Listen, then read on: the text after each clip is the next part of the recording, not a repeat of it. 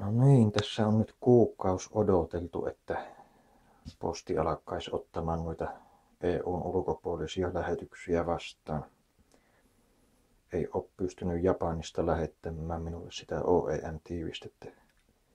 Mutta Virosta tuli tämmönen Ajusan valmistama espanjalainen tiiviste. Tässä on ihan tämmönen mielenkiintoinen rakenne. Tämä on ihan kokonaan toisenlainen kuin nuo muut tarvikkeet. Hetkinen, joo, tämä on yläpuoli tästä tiivisteestä. Siinä on, tämä ei nyt tarkenna, noin lähelle ei tarkenna, mutta siinä on ylä- ja alakerrokset tämmöistä ihan ohutta peltiä, joka on vain 4 kohdasta hitsattu yhteen. Ja siinä on sitten rutuilla tehty nuo paksunnokset, että siinä ei ole mitään semmoista lisää kerrosta siellä välissä. Voihan sen tietysti niinkin tehdä. Eihän se väärin ole. Kyllähän siihen paksumpi kohta tulee tuolla tavalla ja enemmänhän siinä on peltiä kuin se on tuolla rutussa. Ja sitten siinä tosiaan melko identtiset on nuo ylä- ja alakerrokset. Ja sitten välissä on tuollainen komposiittimateriaalilta näyttävä kerros, jossa sitten on yläpuolella ihan pelti. Ja se pelti on sitten sylinterien kohdalta taitettu tuonne alas, niin kuin palorenkkaaksi.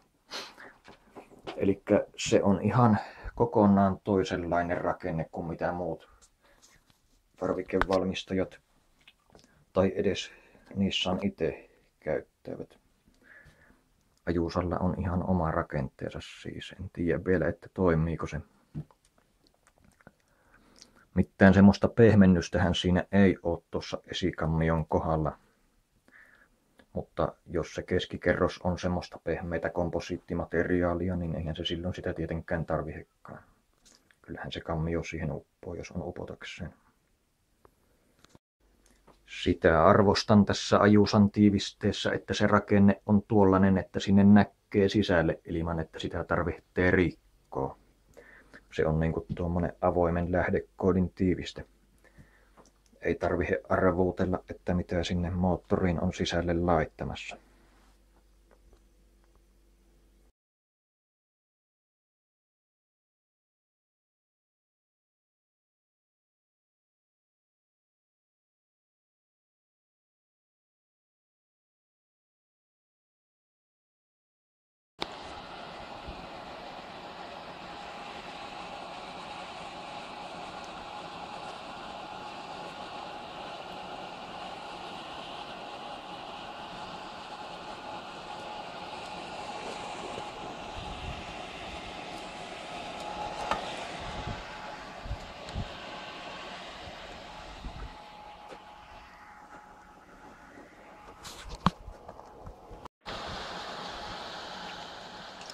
Ja tosiaan tällä sitrusöljyllä saa hyvin tuon kuparitiivisten liiman irrotettua näiltä tiivistepinnoilta. Sitä kun suihkuttelee siihen pinnoille ja vähän sen tuohon hankkaussieneenkin ja sitten ihan tuollaisella tavallisella karhun kielipintaisella sienellä, keittiösienellä hankkaa nuo kaikki tuosta pois.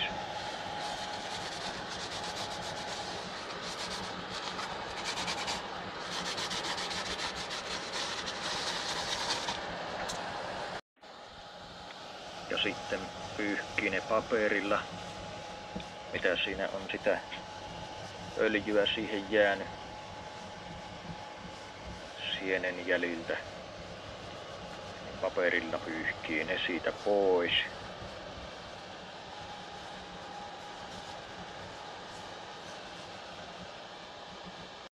Ja sitten minulla on bensaa tuommoisessa ihan tavallisessa kemikaalin kestävässä suihkepullossa. Se on paljon halvempaa kuin joku bräkleeni ja oikeastaan puhistaa paljon paremmin.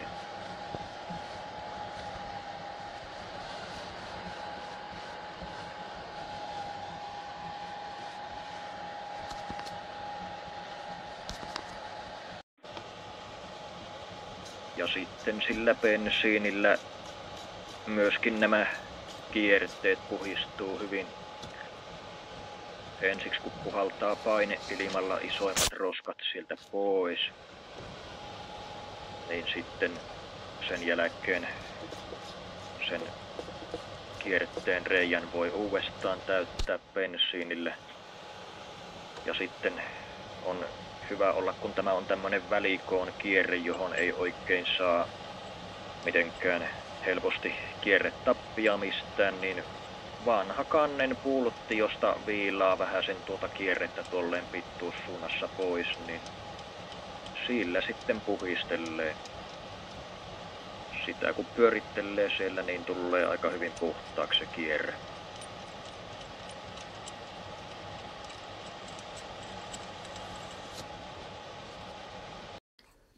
Tämän aiheen tiimoilta on nyt ollut vähän vaikka minkälaista pätijää, joista moni kuvittelee ilmeisesti tietävänsä asiat paremmin kuin nämä insinöörit, jotka on tämän moottorin suunnitelleet. Vaikka suurin osa näistä pätijöistä ei todennäköisesti ole ikinä edes nähnyt esikammiokonetta muualta kuin korkeintaan kokonaisena ulkoapäin. Elikkä puhas näyttää olevan. Esikammiokoneissa tosiaan suurimmassa osassa, varsinkin näissä niin sanotusti pienemmissä dieselmoottoreissa, esikammioiden yhdyskanavat on täällä alapuolella tällä lailla. Ne on pikkusen ulkonevasti ja niiden kuuluu vähän ulkonevasti olla. En tiedä näkyykö se tuossa kamerassa, ei se ehkä oikein näe, mutta en tiedä, ehkä näkyy tuossa kamerassa. Näkyy se ihan pikkusen tuo linjari kantaa noiden esikammioiden kohdalta. Kun noiden esikammioiden yhdyskanavien pitää olla pikkusen ulkonevasti, ihan niin kuin sylinterin putkienkin pitää lohkon puolella olla vähän ulkonevasti. Se pitää ne paikoillaan. Ja sitä ei jostain syystä näissä tarvikemallin kannen tiivisteissä useimmissa enää oteta yhtään mitenkään huomioon. Sitten toinen asia, missä ihmisillä tuntuu paljon olevan epäselvyyksiä, on se, että mikä tässä on tiivistepintaa ja mikä taas ei ole tiivistyvää pintaa. Hirveän paljon on ollut semmoisia pätijöitä, jotka on sanoneet, että tästä pitäisi tiivistyä tästä esikammion päältä. Mutta eihän se ole mitenkään mahdollista, että se siitä tiivistyisi, kun tässähän on tämmöinen kolo tässä välissä ja toinen tiellä. Sen takia siinä justiinsa siinä tiivisteessä on se paksunnos, joka kiertää täältä. Kun se on siinä paksunnoksen kohdalla se tiivistepinta. Ei sen ole tarkoituskaan tiivistyä tästä esikammion kohdalta, ei se ole tiivistyspintaa se, vaan tiivistyspinta on se, mikä menee tästä sylinterin ja esikammion ympäriltä ja sitten tietysti kaikkien näiden vesireikien ja öljyreikien ympäriltä. Mutta ei siinä mikään muu ole tiivistepintaa. Ei tämä esikammion kohta, ei se ole kriittinen, ei sen tarvitse tiivistyä. Kun se tiivistyy täältä ympäriltä, niin ei ne pakokaasut sieltä mihinkään karkkaa. Tämmöisessä moottorissahan ei tietenkään edes mitenkään älyttömän tiukalle tule nuo kannen pultit. Kun siinä tiivisteessähän se paksuin kohta on se, mihinkä suurin osa siitä paineesta tulee. Ja se paksuin kohta, mikä on justiinsa se paksunnos siinä sylinterin ja esikammion kohdalla, niin sehän on pinta-alaltansa aika pieni alue, eli se pintapaine kyllä tulee hirveän isoksi, vaikka ne pultit ei mene kuin suurin piirtein 120 Nm kireyteen. Ja sitten minä huomasin näistä semmoisen, että monesti kun näistä on kannen tiiviste levähtänyt, niin sitä vuotokohtaa etsitään täältä yläpuolelta. Ja eihän sitä ikinä täältä löydetä. Ei täällä ikinä näy muustumaa täällä yläpuolella. Se todennäköisin vuotokohta on täällä alapuolella, kun näistä aina vanhemmiten menee nämä palorenkaat halki tästä esikammioiden kohdalta. Niin sitten se todennäköisesti se vuotokanava, se vuoto löytää tiensä tästä palorenkaan vierestä, kun siinä on tuommoinen syvempi kohta. Ja siitä sitten tänne vesikanaviin. Tässähän näkyykin oikeastaan muustumaa tuossa, että todennäköisesti se vuoto on täällä alapuolella ollutkin, että ei se siellä yläpuolella ole. Ja tuo on todennäköisesti varmaan tämän tyyppisissä moottoreissa, tämän tyyppisellä tiivisteellä, missä on tämmöinen vuotokanava tähän mahdollista syntyä, niin se yleisin vuotokohta. Myöskin tällaista omavalmisteista kuparitiivistettä tosiaan yritin, mutta se ei oikein pitänyt. Se työnteli silleen hitaasti kuppolaa sinne ja teki painetta. Se tuntuisi kyllä melko hyvin jo tarttuneen, kun eihän täällä yläpuolella oikein näy semmoista kohtaa, mistä se ei olisi kantta vasten ollut. Mä hirveän monta kertaa sen kyllä löijäsin ja puristin aina sinne paikoilleen. Ja edellisillä kerroilla se aina jäi niin, että näiden keskimmäisten sylinterien esikammioiden kohdalle ei tullut siitä kannesta niitä koneistusjälkiä. Ne ei välittynyt tuohon tiivisteeseen, mutta nythän ne on jo välittynyt. Elikkä se olisi jo ollut kyllä tosi lähellä tiivistymistä, mutta nyt se on todennäköisesti kuitenkin vielä täältä alapuolelta vuotanut, kun alapuolella on pari kohtaa, joissa ei ole koneistusjälkeä näkyvissä. Elikkä noissa vakiopuolutteissa ei vaan oikein vakiomomentilla riitä se puristusvoima. Jos siihen laittaisi pinnapultit, niin tämmönen litteä kuparilevyhän tietysti toimisi niiden kanssa hyvin, kun pystyisi käyttämään, uskaltaisi käyttää pikkusen isompaa kiristysmomenttia ja saisi sitten enemmän sitä puristusvoimaa siihen, että se tiivisti litistyisi paremmin.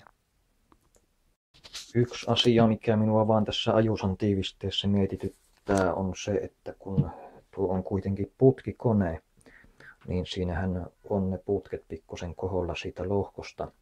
Eli siinä hirveän helposti sitten tulee vuotokohta siihen kohti, missä tämä paksunnos erkanee siitä putken päältä ja lähtee kiertämään tätä esikammiota ympäri. Siinä orkkistiivisteessä, kun se paksunnos tulee myöskin näiden kanavien kohdalle, kun se on tehty semmoisella välissä olevalla peltikerroksella, niin tässä ei semmoista ole. Että se on tässä pikkusen eri tavalla. Ja sitten myöskin se, että jääkö tässä ajusan tiivisteessä sitten pintapaine pienemmäksi, kun siinä on tuolla välissä vaan se komposiittikerros ja paksunnos on tehty vaan tämmöisellä rutulla tässä. Mutta senpä näkee, kun sen laittaa sinne paikoilleen. Ei tässä nyt ole parempaakaan tiivistettä saatavilla. Sitten kanssa yksi asia, mistä hirveän paljon ihmiset tuntuvat varsinkin internetissä väittelevän, on se, kun joidenkin mielestä jostain syystä se kans pitää käyttää koneistamolla tasoitettavana joka helvetin kerta, kun se käytetään siitä lohkosta erillään. Ja minä en ole kyllä ikinä oikein ymmärtänyt, että mihinkä se perustuu, että suora kans tarvitsisi käyttää suoristettavana. Kun yleensähän, siis valurautakansi varsinkin, sehän ei yleensä mene kierroksi, jos se ei ole halki jostain. Ja alumiinikannet monesti menevät kierroksi, mutta ei nekään välttämättä ole kierroja. Ei sitä ole mitään järkeä käyttää koneistamolla suoristettavana, jos se on jo valmiiksi suora tai niiden raja-arvojen sisällä suora. Ja kun se on näin helppo kuitenkin linjarilla ja rakotulkilla mitata. Ja hirveän moni sitten myöskin väittää, että tämä mittausmenetelmä on mukaan jotenkin hirveän epätarkka. Mutta minä en kyllä ymmärrä, että miten tämä mukaan voi olla epätarkka, kun jos tässä on vertailukohtana tämmöinen suora pinta, eli tuo linjarin pohja, niin jos se laitetaan sitä mitattavaa pintaa vasten, niin kyllä jos siinä ei mihinkään väliin mene rakotulkki väliin, niin kyllä sen silloin pitää sen mitattavankin pinnan olla suora. Ja kun se mitataan tällä tavalla joka suuntaan, nyt siinä vielä jäi tuohon nostokohan päälle tuo linjari, mutta se ei ole enää siinä. Kun se mitataan tällä lailla joka suuntaan ja kaikista kohdista, mistä sen pystyy mittaamaan, niin kyllä sillä tavalla aika luotettavasti saa mitattua sen tiivistepinnan suoruuden. Tässä ei nyt mene 0,05 luiska yhtään mihinkään väliin ja raja-arvo sille suoruudelle on 0,1 milliä, eli aika hyvin toleranssien sisällä ollaan. Niissä kansissa on myöskin aika rajallisesti sitä paksuutta, mitä voidaan ottaa pois. Ja sitten kun on otettu liikaa, niin sitten se kansi on vähän niin kuin romurautaa. Tässä kannessa on 0,4 milliä sitä höyläysvarraa. Ja sitten nämä esikammioiden ulkoneuvuudet on tietysti myöskin hyvä mitata. Sinne menee tuo 0,5 liuska väliin tuolta toisesta päästä, mutta 0,1 ei, siis se 10 millin liuska ei mene väliin, eli toleranssien sisällä sekin ulkoneuvuus siinä on. Ja sitten tietysti pystyy myöskin mittaamaan venttiilit, että mitenkä syvällä ne on kannessa. Jos ne on liian syvään uponneet, niin silloinhan siinä joutuu tietysti joko vaihtamaan venttiili-istukat tai sitten höyläämään siitä kannesta vähän sen pois, että ne ei olisi enää niin syvällä. Tässä nyt ensiksi mittaan nuo venttiilien sylinterien välit, että se tiivistepinta on siitä edelleenkin suora ja sitten tämän joka ikisen venttiilin syvyyden. Mutta aika tiukka kanshan tuo vaikuttaa olevan. Ei siinä oikein mitään sanomista ole missään.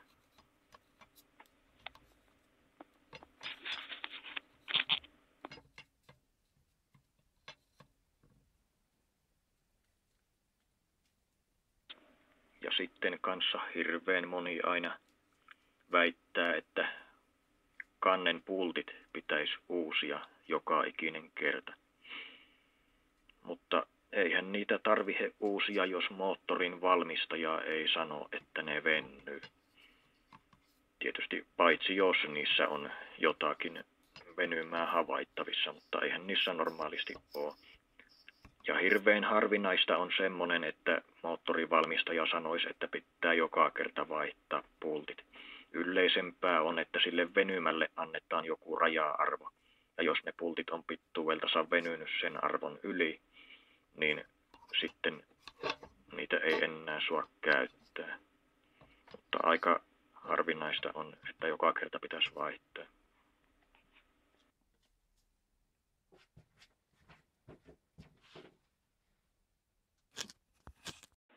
Ja siinä olisi lohko putsattuna ja siihen meni kannentiiviste päälle ja siihen sitten vielä kansi.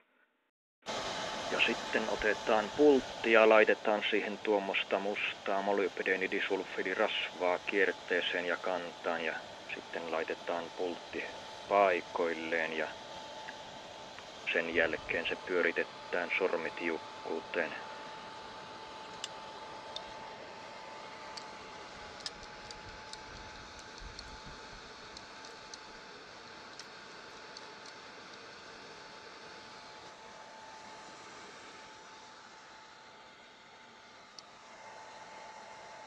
Minä sen verran poikkesin tästä kiristysohjeesta, että minä tuon kolmosvaiheen tuossa toistin 2 kertaa, kun se tuntui sen verran paljon painuvan läjään se tiiviste.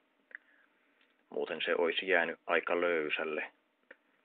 En tiedä, että teinkö siinä sitten pahankin virheen vai oliko se ihan Hyvä juttu, sen näkee sitten.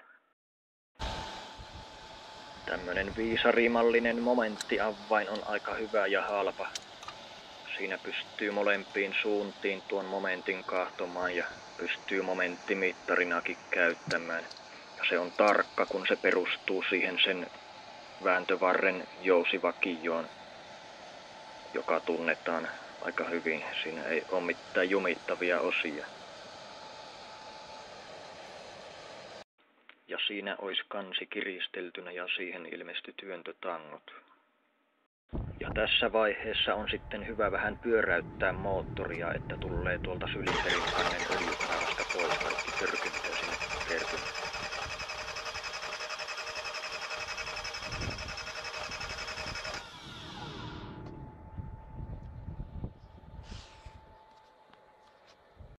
Ja sitten keinovivut paikoilleen. Ja venttiilien säätö.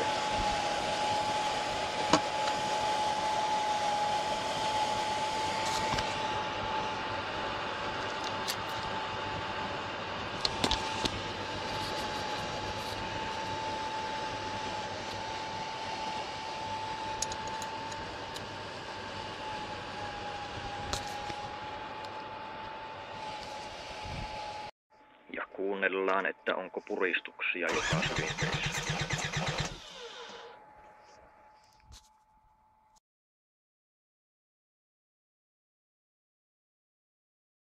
Ja sitten jäähytysnesteet sisään.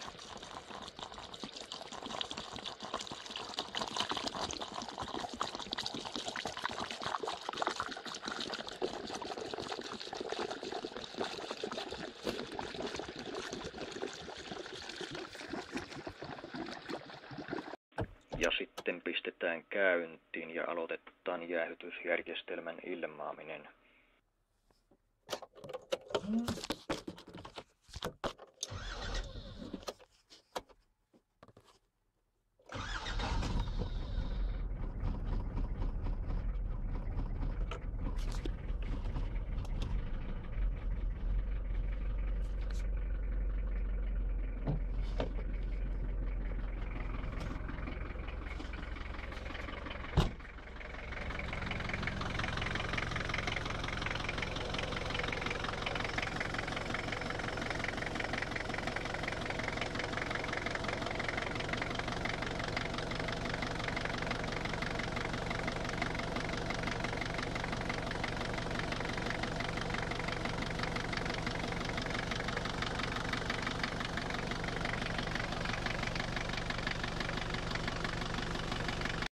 Sitten kun moottori on kokonaan lämmennyt ja kuplien tulo on loppunut tuolta jäähytysnesteiden seasta, niin sitten se voidaan pistää sammuksiin ja jäähtymään.